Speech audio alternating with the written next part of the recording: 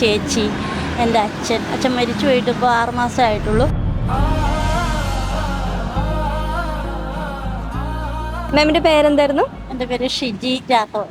ഷിജി രാഘവ്. ഇവിടെ ഇപ്പൊ എത്രയായി വർക്ക് ചെയ്യാൻ തുടങ്ങിയിട്ട്? ഒരു 6 മാസത്തോളം സിറ്റി ട്രാഫിക്കിൽ.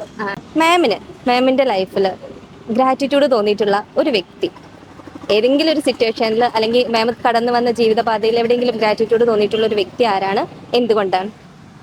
എനിക്ക് ഏറ്റവും കൂടുതൽ ഒരു നന്ദി തോന്നിയിട്ടുള്ള ഒരു വ്യക്തി എന്ന് വെച്ചാൽ എൻ്റെ ഒരു ഫ്രണ്ടാണ്.